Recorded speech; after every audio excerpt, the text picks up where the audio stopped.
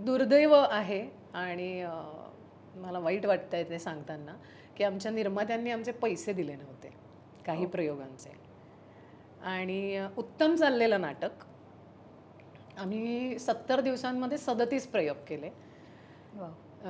ज्यातले 10 ते 12 शोज आम्ही हाऊसफुल घेतले.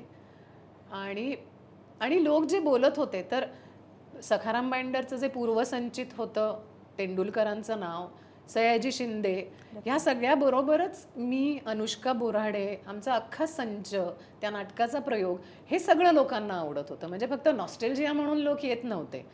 6-6 वेळेला नाटक बघणारी माणसं आहेत आणि मासपासून क्लासपर्यंत, म्हणजे अगदी आपल्या परिचयाचे लोक जे आले होते त्यांना देखील तो अनुभव खूप आवडत होता. आणि अचानक एके दिवशी आमच्या लक्षात आलं की अरे आपल्याला सांगितलं जात आहे पुढच्या वेळेला देतो, पुढच्या वेळेला देतो, आणि आता आपले 12 प्रयोगांचे जवळजवळ पैसे मिळाले नाही आहेत.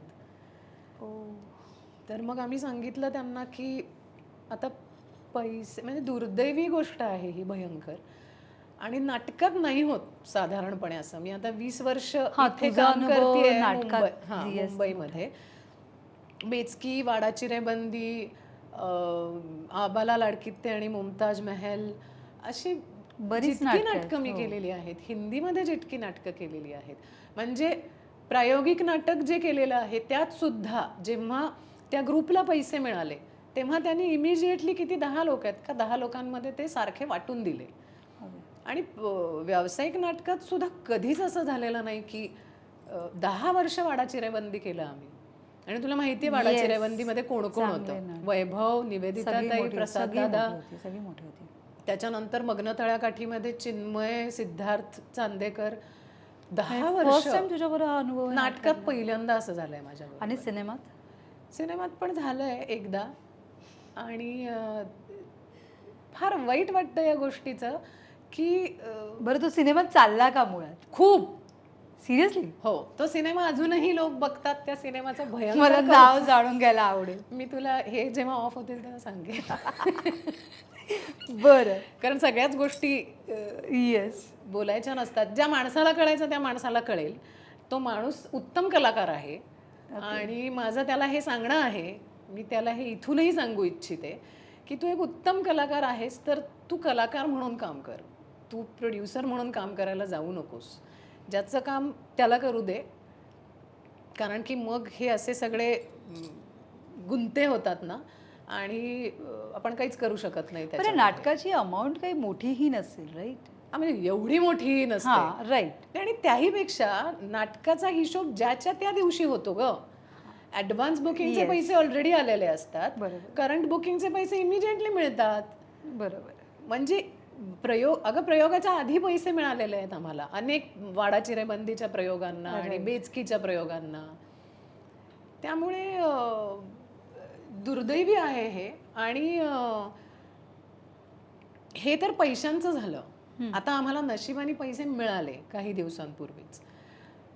पैशांचं नुकसान भरून निघेल. मी त्यांना फार फार तर म्हणेन की 3 महिने मी दुसरं कुठलं काम घेतलं नाही, कारण ह्याचे मी कमिट केलं होतं की मी सखाराम नाटक करतेय, तर प्रयोगाला मी दुसरं काम घेतलंय असं मी नाही करू शकत. त्यांनी राहिलेल्या कामाचे पैसे दिले. मी समजा उद्या त्यांना म्हणाले की माझं 3 महिन्याचं नुकसान झालं, मला त्याचेही पैसे द्या, कदाचित तेही देतील. पण माझ्या क्रिएटिव्ह प्रोसेसचं आणि कलाकार म्हणून मी त्या 37व्या प्रयोगाला जिथे पोहोचले होते त्याचं रिपेमेंट कोण देणार आणि त्याचं कॉम्पेन्सेशन कोण आणि कसं करणार, हा मुद्दा कोणाच्याच लक्षात येत नाही. म्हणजे तालमी करतो, प्रयोग सुरू होतात, लोक येऊन सांगतात, आपण त्याच्यात बदल करत राहतो. एक 20, 25, 30 प्रयोग आपण चाचपडत असतो की काय नेमकं मला या पात्राच्या आणि या गोष्टीच्या सगळ्यात जवळ घेऊन जात आहे. आणि मग 30 प्रयोगानंतर आपल्याला वाटतं की मी जे ठरवलंय त्याच्यात मी एक 50-60% आता आहे. सो आता पुढचा प्रत्येक प्रयोग 2%, 5%, 60% अशी मी पुढे पुढे जाण्याचा प्रयत्न करेन. आता 37व्या प्रयोगाला माझं नाटक थांबलंय, 3 महिने झालेत. त्यामुळे आता प्रयोग करायचा तर 10-15 दिवसाची तालीम पाहिजे, पण आता पुन्हा पहिल्यापासून सुरू करू.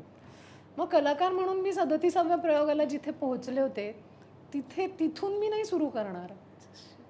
आणि ही घुसमट ह्याचं म्हणजे ह्याचं काय होणार, ह्याचं रिपेमेंट नाही होऊ शकत. बरं तुम्ही मानसिकदृष्ट्या जे खचतात ते वेगळं.